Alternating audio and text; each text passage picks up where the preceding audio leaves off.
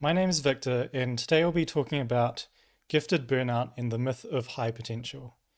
And this is a topic that's really close to my heart because it's something that I struggled with for many years of my life and eventually was able to break out of. And I know that this is something that affects a lot of people, especially gifted people, but also other people as well who don't identify as gifted. In this video, I'm going to call this myth the high potential fallacy, and it is the mistaken belief that individuals with high potential or giftedness must follow a linear, accelerated path to success, and that any deviation from this idealized trajectory signifies wasted talent or failure. And there are weaker versions of this fallacy, and it can include themes such as believing that achievement and success are what lead to happiness, that gifted people somehow have an obligation to society, that mediocrity is a bad thing, or that wasted talent is real and inherently bad or tragic. Now, I'm going to start with the conclusion, and we are going to loop back to this by the close of this video. While healthy individuals might occasionally mistake success as a route to happiness, those with certain kinds of trauma, such as gifted trauma, may unconsciously view success as the only way to prove themselves worthy of any glimmer of happiness in the first place. And make no mistake, this is a tragic, doomed pursuit. We're going to cover this fallacy from multiple angles: how the myth forms, what believing it looks like, why it differs from reality, why this affects some people and not others, and finally, how to break out of this in relation to the gifted burnout cycle and find actual satisfaction in life. Gifted burnout and this fallacy, they tie to many different themes, and we're going to briefly touch on all of these themes. Now, often what people remember is that they were given some feedback from their teachers in primary school or maybe in high school. And often it sounds something like, oh, you're really bright, you have a lot of potential, or you're smart enough to do rocket science or some other difficult topic, and most people don't have a chance, but you do, you're not like other kids. Or you're clearly gifted and you're just destined to have some big impact on the world, like many of the geniuses that we've all heard of. And this is only the part that people can easily recall, but it's not the true root of where the myth begins. And as a stereotypical example of what it feels like to be living in this myth, and this is a fictional example, I'm 21 years old and it feels like my life is falling apart. School was always easy, I never had to try. My teachers were constantly telling me I had so much potential, and my parents just expected me to get good grades, land prestigious internships, be on track for a high-paying job shortly after graduation. But things got much harder for me at university. It feels like I don't know how to study, and somehow everyone else just gets by. I've already failed one course, and I'm on the verge of failing more. And it's not just a bad grade. I've lost real opportunities that were supposed to set me up for my career. At this rate, I don't know if I can graduate on time, let alone succeed in a field that I thought would be well within my capabilities. Meanwhile, my classmates are moving forward, lining up internships and job offers, and I can't shake the feeling that I've already fallen too far behind to catch up. Was I really ever gifted, or was it just something people told me? I don't know how to fix this, and I'm out of ideas. Has anyone been in this situation before? And I've seen variations that are very similar to this echoed a lot on the internet. Now, this idea of being on track, there's often a lot of specificity to this, and it's interesting because you might wonder, where does such a clear picture of being on track come from? And often it includes having really good grades, being at the top of the class, picking a career that is high paying or considered difficult intellectually, you're not allowed to fail any courses whatsoever. You have to graduate and hit specific milestones by a certain age. You must earn enough money for a sole income family to be viable.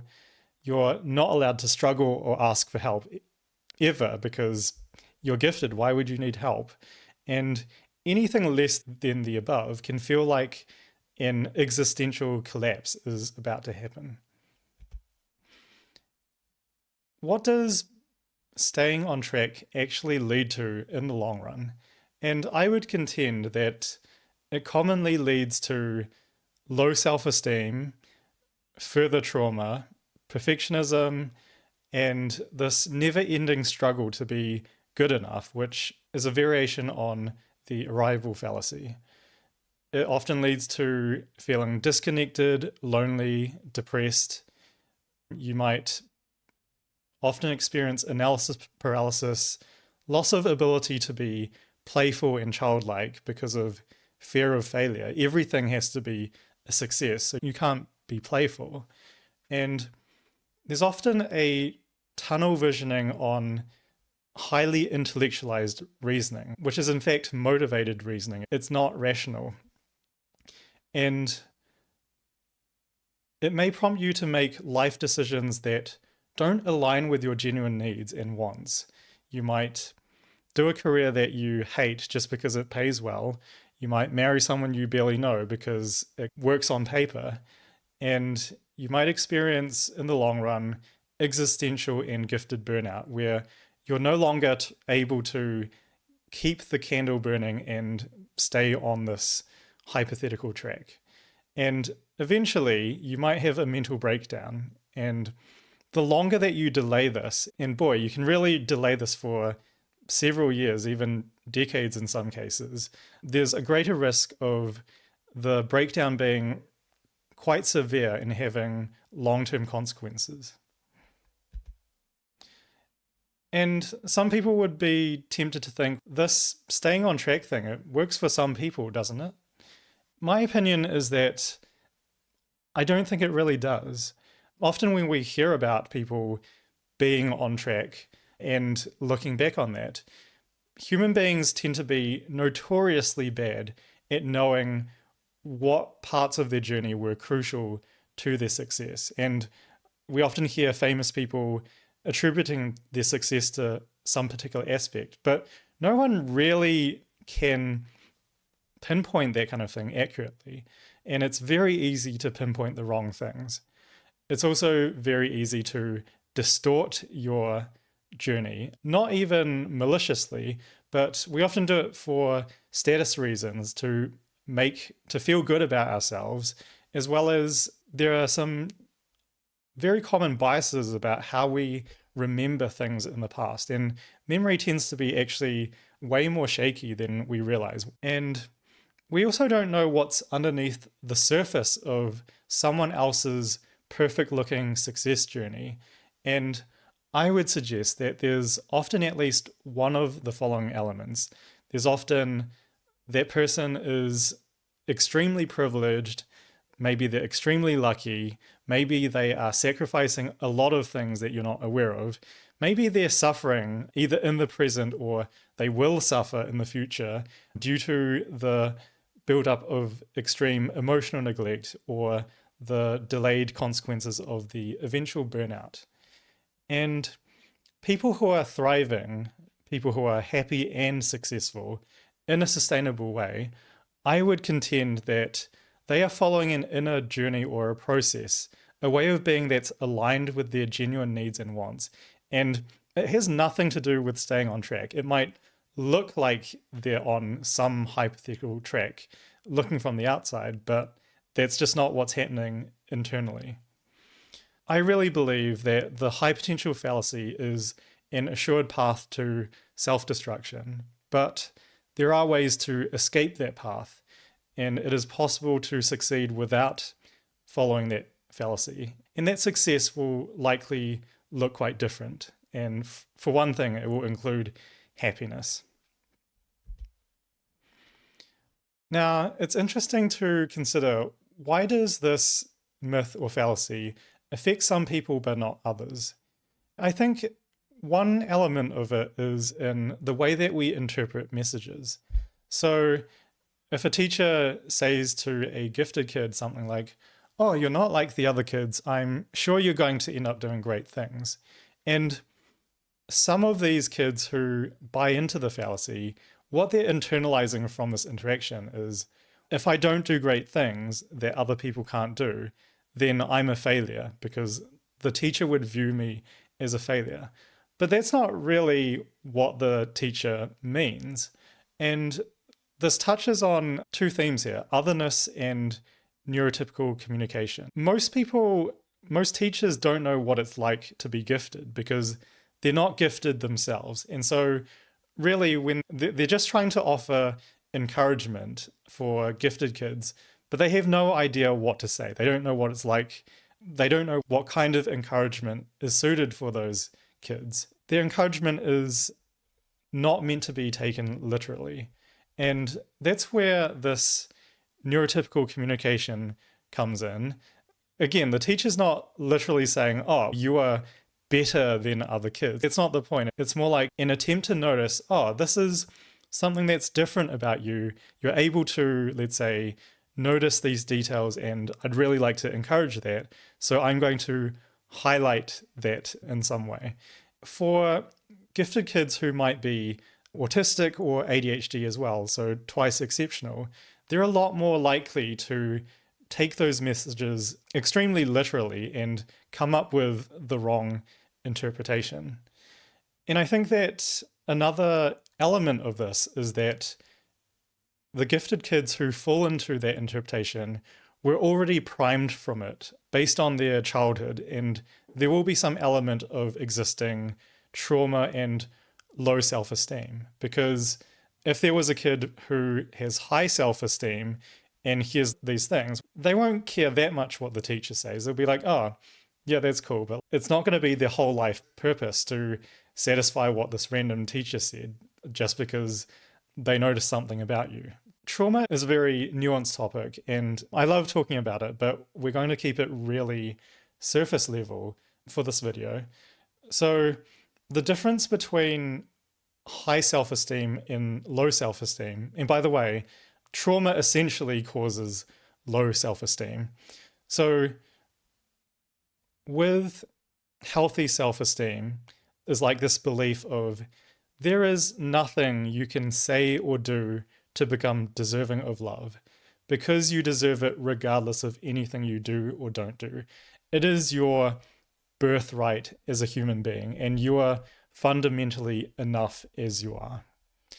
And if this is a completely foreign idea to you, then yeah, I really feel for you, because the difference between growing up with this message and not is really, I cannot understate how much of a privilege it is to have healthy self-esteem. And the low self-esteem version is, the real and imperfect me does not deserve love. Therefore, I must do things to earn it and become a person that is worthy of love, because I'm fundamentally not enough, and the only way I can be enough is either by pretending or by redeeming it through some heroic deed.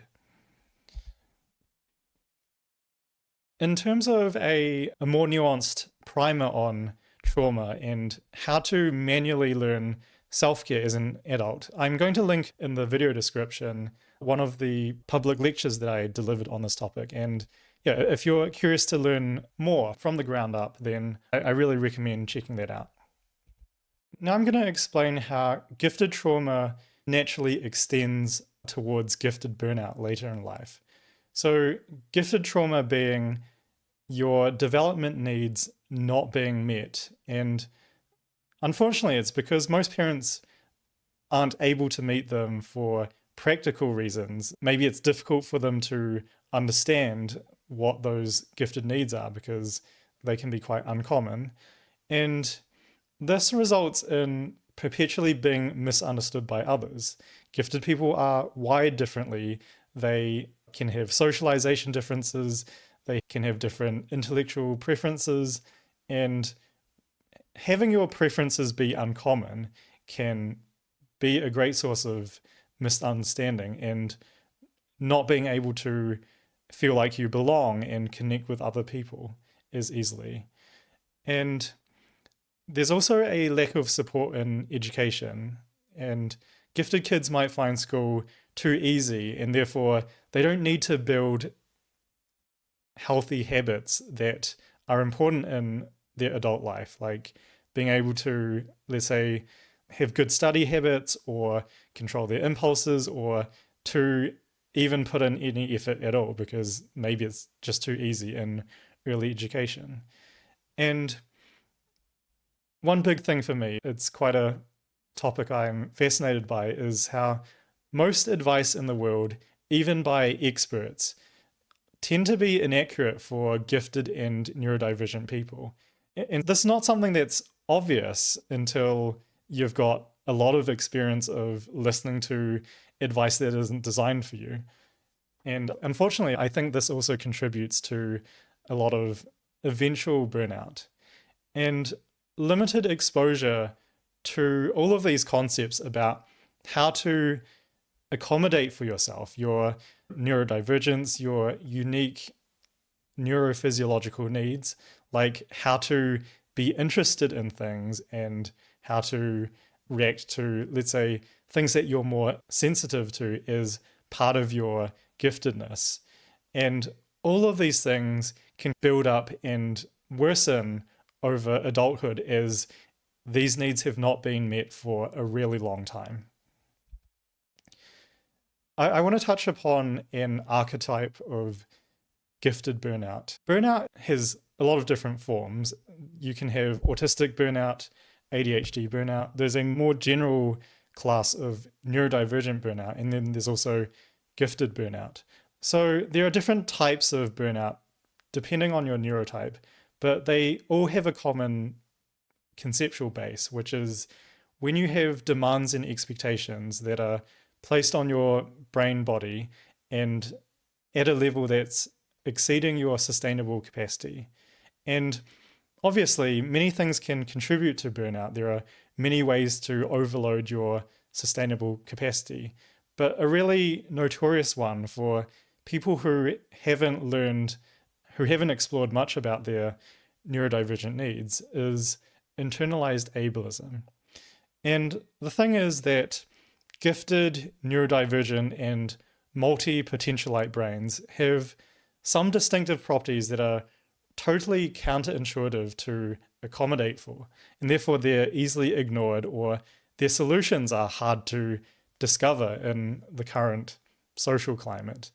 For example, if you have an interest-based nervous system, you might be able to follow willpower or discipline-based methods earlier in your life, but at some point in your adulthood, your brain might eventually not be able to follow those productivity systems. And that means they're interest-driven brains. They're not designed to do things in what we think of as a logical and sequential order. They do something called patterned thinking, and it's more like they find temporary interests and they abandon them, but then they will loop back in an unpredictable amount of time. And that's the natural way that their interest works. And the way to accommodate that is to let that pattern flow instead of being like, no, I'm going to control myself to focus on only what makes sense sequentially. And if you force your brain to do that, if you have this interest-based nervous system, then your body is going to rebel in certain ways that look like procrastination and brain fog and that kind of thing. And it's really unfortunate because those patterns are considered unreliable and disruptive in the context of a capitalist society. So it can be quite a disadvantage. And gifted people who think their brains should be able to do things that they're not designed to do are likely to experience this burnout.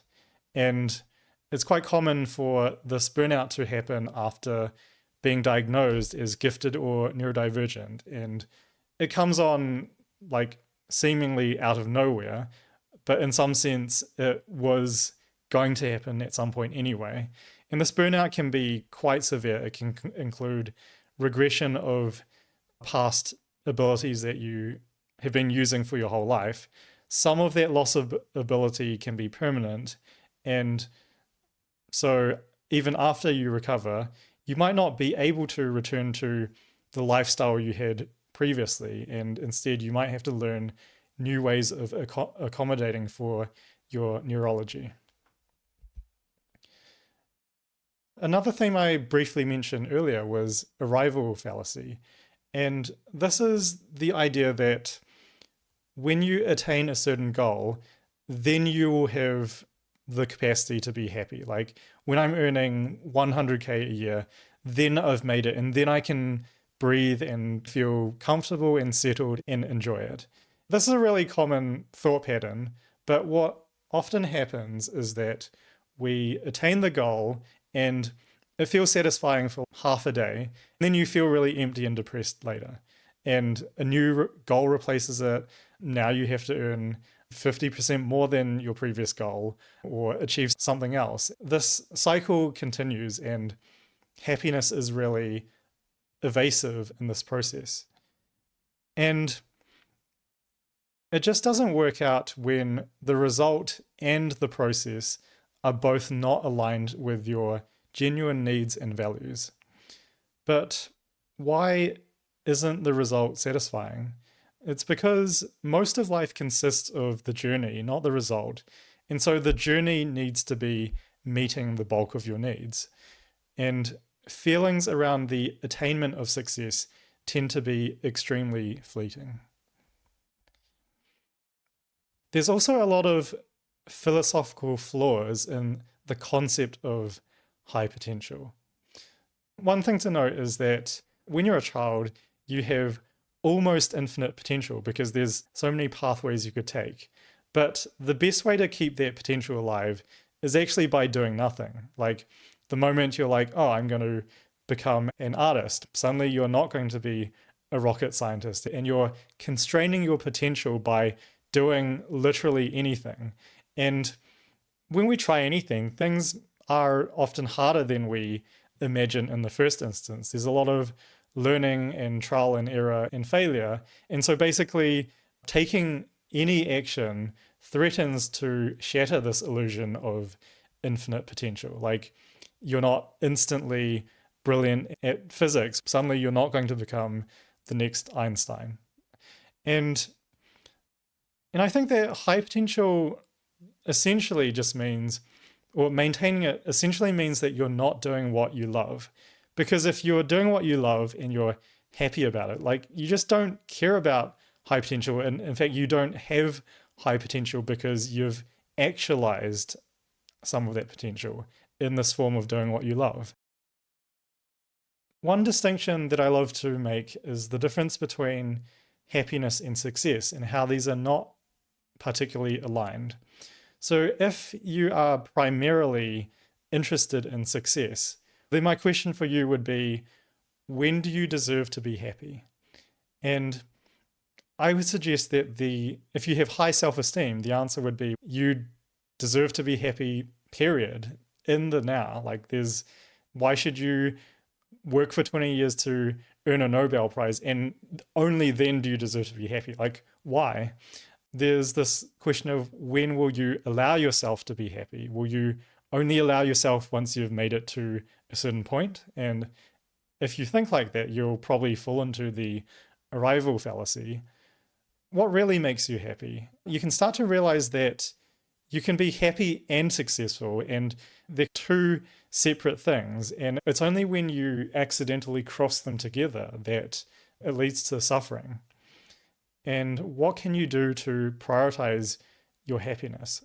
And again, you can prioritize your happiness without giving up the notion of success. Another really common theme is about the pain of failure. And why is it that some people seem completely unfazed by failure. I think that failure has a lot to do with your relationship with yourself. If you've got healthy self-esteem and you also have self-confidence, then you believe that you are fundamentally capable of dealing with life's challenges. And so failure doesn't feel like it's something that threatens your survival or your thriving. You can recognize it as part of the process and it's part of the journey, something that can even be enjoyed. If you're not failing at all in your life, it probably means that you're stagnating and you're not pursuing any of the things that truly matter in your life. And an alternative way to think about this is like the unknown or the potential to fail. It feels less scary when you're allowed to play with it. For example, when you're exploring what happens if this, and life can become like an experiment. And experiments allow us to progress and to learn and to be creative through not knowing what will happen. So the framing can really make a difference. So I just wanted to touch upon the possibility of pursuing success through deeper values. Sometimes you might simply want to share something that means something to you and share that with the world as an act of self-expression. You can lean into success through curiosity or, in some cases, being yourself. There's a quote I heard recently, how the only way to avoid competition is by being yourself. You might pursue success in order to increase your freedom and your autonomy, and maybe it's out of an openness to experiences. You might pursue success as a form of empowerment or a practice of courage or even compassion for yourself and other people, the people who you might want to help. So I want to touch upon the fact that some gifted adults turn out to be healthy, happy, and successful, perhaps despite the gifted trauma or the high potential fallacy that they may have pursued at some point in their lives. So we have some people who are doing just fine as gifted adults, some people who are doing so-so according to, I'm not sure what standard, but apparently they're not living up to their gifted potential. And then some people end up in supposedly bad outcomes, such as not being employed, being homeless, addicted, criminal, or physically and mentally ill. And I bring this up because I think the truth is that some gifted adults who are perhaps slightly closer to being neurotypical, or they may be inherently able to deal with more stress, they might go through something like gifted trauma and not really succumb to all the negative effects. And what I'm trying to say here is that there are a lot of people who do fine despite the high potential fallacy, but it's not because the staying on track was good for them. It's because they were fundamentally able to deal with that environment, even if it wasn't the most healthy environment for them. So I come back to this quote we started with. While healthy individuals might occasionally mistake success as a route to happiness, those with certain kinds of trauma, such as gifted trauma, may unconsciously view success as the only way to prove themselves worthy of any glimmer of happiness in the first place. Make no mistake, this is a tragic, doomed pursuit. And I want to close on this message that there is an alternative to the high potential fallacy. And that alternative is to prioritize your happiness. Your happiness does not have to wait. This alternative path looks like building up your self-esteem, your self-confidence, learning how to take care of yourself, to love yourself, realizing that you're fundamentally worthy of happiness and belongingness and connection, regardless of anything you do or don't do from this moment. And again, if this concept is not familiar to you, if you're not sure how is that possible? What are the pathways towards that? I highly recommend you checking out my presentation linked in the notes. And finally, thank you for listening to me speak on this topic, because it is such an important topic. And if this resonated with you, or perhaps you have a friend that you think is gifted and you feel like they're not necessarily in a good place, consider sending this video to them. It might make a really big difference. Thank you.